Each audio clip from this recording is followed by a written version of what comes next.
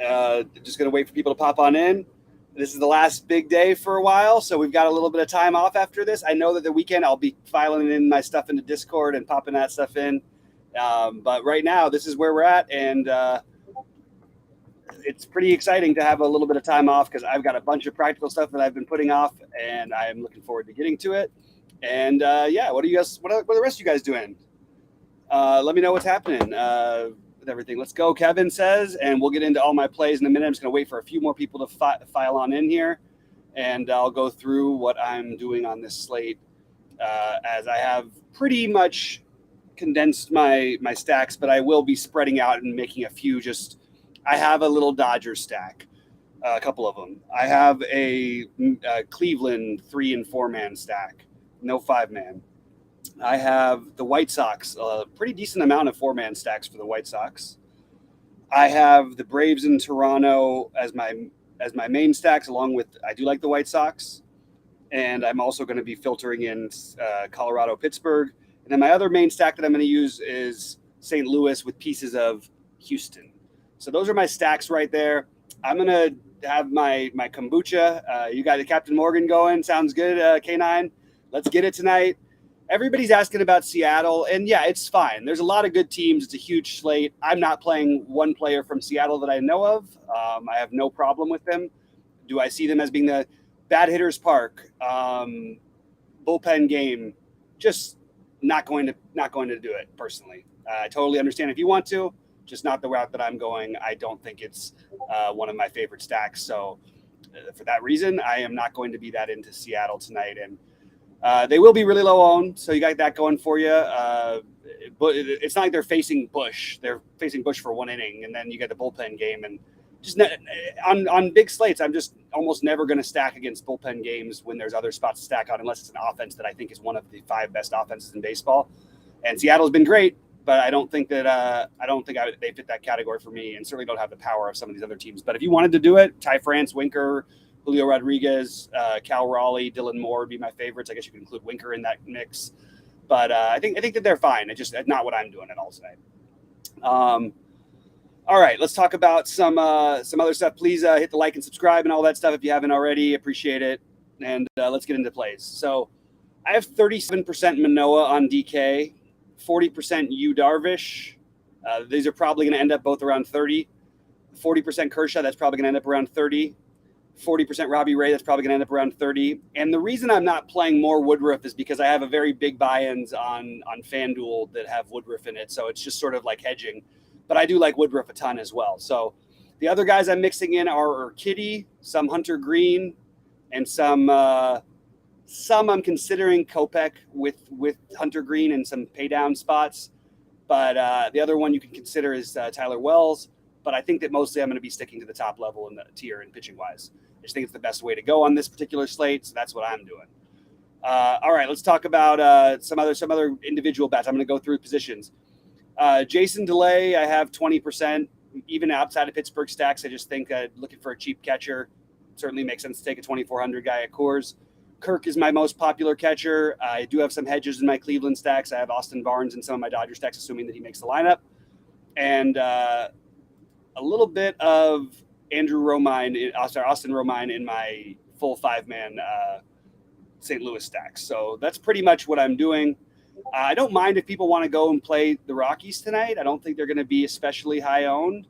And I think this is a reasonable spot to take a chance, but I'm personally not doing it. So I'm not going to overly advocate for it, but I do have some one-offs from the Rockies, Connor Joe being the most owned for me personally.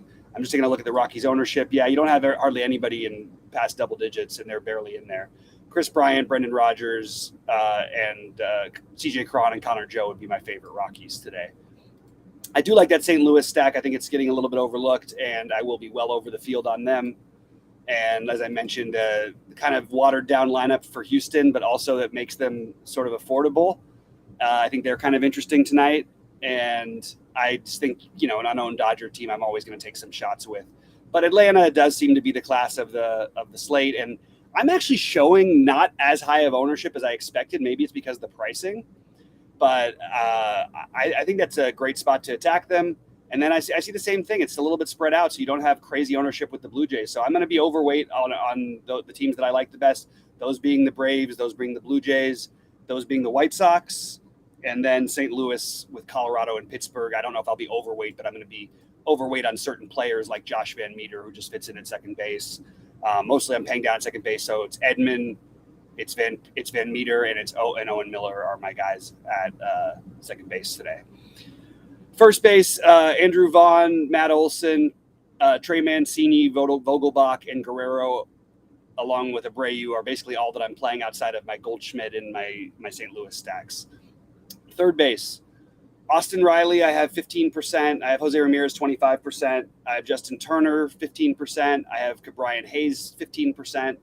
And Arenado's got basically the rest of it. Shortstop, Tommy Edman, whether you use him at second or shortstop, love him. Going to be all over the place for me. 25% Tim Anderson for me, 15% Trey Turner, 30% O'Neal Cruz, and 15% Bo Bichette. Outfield, 30% Acuna, 30% Duvall, 30% Nolan Jones. Those are the chalky ones. 25% Pollock, 25% Luis Robert, 15% Mookie, 25% Gamble. Cal Mitchell, I have 25%. Teoscar Hernandez, I have 25 for Springer. Those are basically my main outfielders. So that's sort of what I'm doing tonight.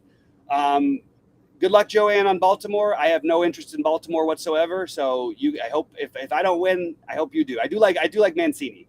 I like that price, but I'm okay with Baltimore. I mean, you have one of the worst hitters parks on the slate. I'm actually not okay with Baltimore personally, but if you want to do it, I'm not going to stop you. You have the best, arguably the best bullpen in a bullpen game against Baltimore. One of the best 3 or 4 bullpens in baseball, and just not really interested in it for me. Great pitcher's park, not a hitter's park at all. I'm going to take advantage of some of this heat where it's happening. So I have no Baltimore love for stacks personally. Pitchers on FanDuel, if I'm not hedging Woodruff, pitchers on FanDuel are going to be pretty much what I had in my core, which is pretty basically just Woodruff. I mean, it'll be some combination of Woodruff, Kershaw, Ray, but it's going to be 90% Woodruff for me on FanDuel. So I'm basically just playing Woodruff, not really considering anybody else on FanDuel as a priority. If you're going to find somebody else, Robbie Ray, Manoah, Kershaw, that Darvish is the same guys we talk about over there. I guess if you wanted to get a little weird with it, maybe you could play Urquidy, but I would rather him on a 2-pitcher site, not a 1-pitcher site. All right, keep dropping on in any thoughts, and we will get after it. I named sort of all my percentages. You guys saw my early builds, which are still similar to what I've got, but not exactly what I've got. I mean, we had a lot of guys out of the lineup today who we didn't know were going to be, so that's obviously going to change things when that happens. The guy who as much Tommy Edman as I have, I think I want even more of him. I just feel like it's too cheap. I believe in the talent of Tommy Edman, and even though he has not been the same, he might already be getting ready for his role in the front office. I heard him talking about that yesterday. I also think some weird pricing standouts. I like, you have the Nolan Jones, but I think Cal Mitchell is every bit as good of a play, or actually probably a better play than Nolan Jones. They're both good values. Obviously, Josh Van Meter is hard to ignore at his value price. The Pittsburgh guys, that's what I'm just using as fillers for value, basically, with a few mini stacks here and there. Darvish and Kershaw for single entry. Yeah, I have no issues with that. I like Manoah a little bit better, but extreme hitters umpire over there. I might regret not having a little more Manoah than I do even. But hey, can't play everybody. All right, let's see what else we got. Fire them on in there, guys. I probably got another good 10 minutes or so before I get out of here, so I'm happy to keep talking with you guys. And I just want to vent a little bit for my 1 second about my golf. I'm very frustrated with Max Homa not making the cut and missing it on the number. My 888, which I just entered one of, is looking pretty strong. It's got the Cam Smith. It's got the Taylor Gooch at 7 under.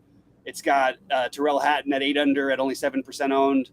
Fleetwood, and then Neiman, and then just a little bit of a bummer to have Homa miss the cut on the number. And I really, really expected bigger things from him this week. So kind of frustrated because I was heavy on Adam Scott. If I just literally that one little swap, you know what I mean? And then I'm right there with a real contention to win going into the weekend, which is all you can ask for. So let me know how you guys are doing with golf and everything. It's going to be frustrating for me because I only have 1 6 of 6 out of my 20 lineups I think I entered on the Millionaire Maker. So it's unlikely that Cheat's prediction of me winning the millionaire will come true, but I hope somehow the miracle happens.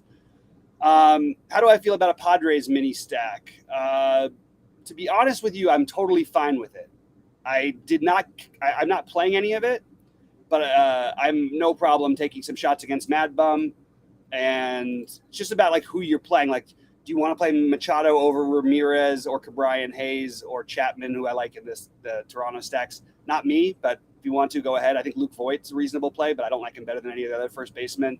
I don't like any of the individual players better than anybody else. That's part of what I have an issue with tonight. Like, don't really have any particular interest in Voigt over Vogelbach over Matt Olson at the same price.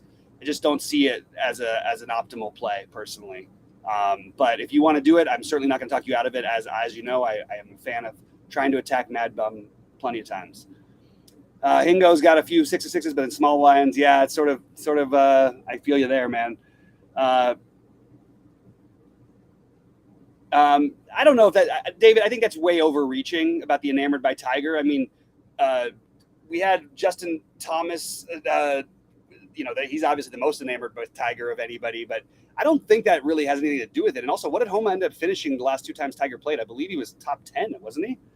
So I don't think that's I don't think that's a good point at all. I don't think that has anything to do with what happened with Homa. Best one-off plays on the Braves. I think Duvall at his price is probably the best. Acuna is the obvious one, but I think Duvall is my favorite as a one-off. Ozuna, you could argue for him batting a little further down in the order. Extreme hitters. I'm for Manoah. Not especially worried about it. Mini stack of Cincy. I didn't come across any Cincy stacks, but I don't like playing them outside of Cincy because they don't really hit the ball very much.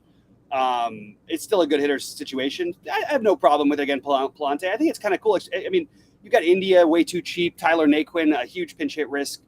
Tommy Pham is reasonable priced. Joey Votto's cheap. Yeah, I don't mind it. I don't mind the Cincinnati thing. I'm just not personally doing it, but I certainly don't mind. I'm not going to fault you for doing that at all. Yeah, I hear you. David. I don't know. I can't buy into that stuff. I mean, remember Neiman, the ownership at the Masters, Neiman's ownership went from being the highest projected owned player to being like, what was he, like 7 or 8% because he was playing with Tiger, and people are saying, oh, he's not going to be able to deal with it. I mean, he didn't win the tournament. He was second after day one, though, and after his time playing with Tiger, I think he was tied for 6th or 7th. So I don't think that it has. I'm not going to overweight these things too much, but the truth is, Homa was too cheap, just like Taylor Gooch. And if I was going to play Gooch and what's his name, if I was going to play Gooch and Hatton, who are 7% and 4% in an 888, I could afford to eat a little chalk, and I just went with Homa over my long shot play, which was the guy I used the next most in that range, and that was Mr. Adam Scott. And it's just a shame. Just a shame it didn't quite work out there. But I hear you, David. I mean, there is some arguments for that. Like if Homa was like 9,600 and popular, of course, I'm not going to play Homa in that situation. I would then weigh that little bit in. When he's 7,900, I just sort of have to look and go, you know what? Is there really a difference between him and any of these other guys that are? He's what, the 20th best 25th maybe best golfer, priced as if he was 45th. It just becomes like something I'm going to take advantage of when I get the chance to. Other one-off plays on the Braves. I'm sorry, I'm getting a bunch of other messages in here, making sure that nothing is going to get in the way. All right, I think that yeah. I'm trying to see if there's anything else here. It looks like we're good on all of my plays. I don't know if there's anybody else I haven't talked through yet that I like. I'm a little more concerned about you, Darvish. Look, they play in the same division. I do have a lot of Darvish. That's why I'm sort of maybe why I'm a little nervous. I like Darvish. Like, he goes out there, he's consistent. We know he has a ceiling. He's faced this Arizona team now twice this year, maybe 3 times. I think twice only so far. Only twice. That makes me feel a little bit better about it. If it was like his 4th or 5th time facing him, it's always a little hard to take pitchers in that spot when you're looking for upside, just because the hitters know how to attack the pitcher well enough to where even if he pitches well, they can, string together a few hits off of him or what. I mean, they swing earlier in the count. You lower your strikeout upside. Just kind of want the guys who they don't see as much in general, but I'm good with it. And I really do like Kershaw tonight, last game before the All-Star break, which is in LA. I think if he's got a good one going, he might get a little more of a leash today. Fingers crossed. I love DFS golf personally. I was a novice person and I started winning pretty quickly because I was listening to my very, very intelligent golf friends and started learning about what I needed to pay attention to. And if you want to pay attention and really dig deep on some things, it's a great one. And my basic strategy has always been get ahead on all the younger guys and look who's dominating the world. I think everybody in the top 10 is under 30 years old, and including guys like I was early in on Sam Burns all the way. I was early on Matt Wolff, but unfortunately that one's kind of sort of gone the other direction. Early in on Neiman, Pereira, a lot of the guys who are starting to make real runs are guys who I was early on, and that's because I paid attention to the things that other people weren't paying attention to. Everybody will look at course history and course fit, and this looks like this, and this looks like this. That's all good stuff, but everybody's doing that. So try to find the guys who no one's heard of that, and then you can take advantage of the European players when they play in the U.S., and just forget about pricing someone. That's another thing you can do. What's up, Eric? How you doing, man? I know what Eric's going to say right away. He's probably going to want to talk about stacking San Francisco because, as he always says, like last night, he's screaming that how much Burns sucks. I never understand why he says it. Every time he says it, Burns goes out there and puts up 35 fantasy points or something. But is it Woodruff sucks now? I don't know. I don't know what it's going to be. So, Eric, who's the weird team that you're stacking? I know you've got a weird one for us. Throw it out there, buddy. I want to see what it is. Yeah, Hingo talking about the golf lineups on the weekend. They are fun, the showdown ones. I don't get as heavily invested in them as I used to at the very beginning, but they are a lot of fun, and you could certainly find some edge there. Absolutely. All right. Any weather concerns about Colorado? Not enough to where I'm going to stay. It's going to keep anybody away from it. So I'm just treating it the same way like every Colorado game. The Reds. Okay. Well, the Reds, we just had another guy with some interest in the Reds. I think the Reds are okay, especially when you factor in the pricing. I don't think that it's a 5-man stack for me, for sure not. In fact, I'm still going on my general rule that when there's 8 games or less, 5-man stacking, unless you absolutely love the team, you don't need to force that correlation in. It's a bad way to play DFS. When people say, "Oh, look at all the guys who win 5-man stacks," that's because 90% of people play 5-man stacks. And you know what happens now if you play the 888s and 1500s and all that every day? People aren't 5-man stacking anymore. Last night was won by a 4-1-1-1-1. On a fuller slate, more likely to go with a 5-man stack, but just want to throw that out there. Is Seattle off the board? So I think Seattle's low enough owned to be considered off the board, but I think they're another interesting one, Eric.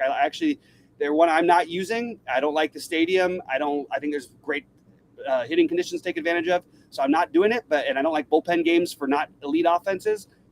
Again, though, still totally fine with it. Those are two stacks that if I was playing 150, they definitely would have a couple percentage points from me for sure. I think Baltimore is the worst. I don't understand this love for the Baltimore stack. I got to be just completely honest with you. It's a terrible. You have the best pitchers umpire on the slate, the best pitching park on the slate, and the team with the best bullpen in a bullpen game. So I don't understand this love for Baltimore. Could they do it? Sure, it happens. We see it happen all the time. They're cheap. I guess that's part of the love. Mullins is too cheap. Mancini's too cheap. Mountcastle's too cheap. Santander's too cheap. But there's a lot of other cheap bats too. I just don't see the reason to stack Baltimore. So if I was going to play Baltimore, I would maybe come up with a 2 or 3 man. But I don't see the reason to go balls out against a team that is just elite pitching wise in a bullpen game. That's just my take on Baltimore. I have no interest. I do have interest in Mancini specifically though at his price. And again, I could say that about every player from Baltimore, but I don't have any interest in the stack, which is weird. But I really am baffled by how much Baltimore talk there's been today, not just here, but on other sites too. I keep hearing them mention it. I'm like, yeah, I know they're cheap, but like, are we just going to go nuts and assume that I don't know. I'm not assuming that they're going to be elite here. I don't know how long they're going to let Patino go. I don't think it'll be long. I don't even know what they're actually going to end up doing with their pitching, but I know it'll be mostly arms out of the bullpen, which I don't want. Absolutely, 5-man in the lottery. On this kind of slate, I think it totally makes sense. I'm talking about more like high buy-in, 1,000 people or less fields, especially, but also even in the other ones, I think you can win without it too. I think on these slates, I would tend to go more 5-man, but it doesn't need to be a 5-3. It could be a 5-1-1-1. It could be a 5-2-1. It could be a 4-3-1. It could be a 4-4. It could be a 4-2-2. All of those are just as viable to me. Hey, Sam to Stu, you're my man. All right, I'm in on the White Sox stack. Let's go. Let's go, White Sox. We know what these guys can do against lefties. Let's see it. So I'm in on the White Sox stack. I like that. That's one of my. Get it away. That is one of my 7-7-7 stacks. I am playing 2 lineups, so obviously you can tell that I'm fairly high on the White Sox today. Would it surprise me if they go out there and score run with 2 hits, as their offense is often just continually letting us down? No, it wouldn't surprise me at all. But I am in. I'm going to gamble on the White Sox today. I love it. I feel really good about it. The only problem I'm having is that I ended up playing more Andrew Vaughn than Abreu, so hopefully Andrew Vaughn hits the home runs for us, not Abreu today. That's all I can say. Yeah, the PGA is not great, man. We talked about it earlier. My 888 is really a bummer because I have the really nice 5, and then the Homa missing the cut on the number is just really, really brutal. And even to start the day, when I looked at first this morning, there was still a chance for +1 to get there, but really brutal for Homa to play as poorly as he did. And I would have really liked to have seen a big one out of him because I have Cam Smith with Gooch, who's unowned, with Hatton, who's barely owned, and then you got the Fleetwood, Neiman, Cam Smith combination. It just feels like a team that could have gone real contention into the weekend. So probably not going to be a great week golf wise because I didn't get enough 6-6s. A little bit of a bummer. Homa chalk, yeah. No, people do this all the time, and I hope that it's not Eric doesn't mean it this way, but I can't stand when someone goes, oh, why would you play this guy at this price? I'm like, I'm playing other guys at 3 and 4% in a tournament with less than 1,000 people. Why do I need to worry about a 20% owned guy who should be, 1,000 to 2,000 more? I went through all my top pitchers, but I'll do it again. In no particular order, it's Ray, Kershaw, Manoah, Darvish, and Woodruff. And then Urquidy is the cheaper guy that I'm using, even though he's not that cheap. I'm going to bounce, guys, because we've running out of time here. I got to finish my lineups. I'm going to say good luck to you. I appreciate all of you. We're going to hit it big time the second half of the season. Let's finish it strong. Let's close out before the All-Star break. Let's get a big bankroll put together. Let's make some freaking money. Stop stack on FanDuel if I'm playing there. So, okay, I'll answer that question real quick before I get out of here. Here's what the thing is. That this is really important to know what you're playing. So I'm playing a 1650 on FanDuel, which means I can stack Atlanta and get different enough with the rest of my lineup. I can stack Atlanta also in multiple ways. I could play guys like Contreras, which I think is something I'm very much considering doing. And I think that's why I'm okay with taking the Atlanta chalkish on FanDuel, because I'm playing a tournament with 170 people. And what's really weird is, and this can't be right, can it? I'm looking all over the place here, and I'm looking at on FanDuel, only one Atlanta player in double-digit ownership. There's no way that's going to be the case. Certainly not in the 1650. I'm going to just use my intelligence to know that those guys are probably going to be all double-digit owned or close to it. But yeah, like I said, like Eric's saying, you can play the catcher. You can play Contreras. He almost won me all the money in the 222 last week. I ended up 9th or 8th or something because couldn't get any hits from the bottom of my last 2 remaining guys. But man, that was a good feeling when you play the unowned guy in the most popular stack. I know that's what we're getting. Also, by the way, our RG's numbers are nowhere near as accurate as SaberSim in general. So I would always caution people to, sometimes look, that's not true. Sometimes they are, but for the most part, SaberSim is significantly more accurate than every other site. So that's where I'm at. All right, guys, good luck to everybody tonight. I hope you crush it, and we'll see you guys hopefully at the top of leaderboards. Drop in some screenshots into Discord. Let's make some freaking money.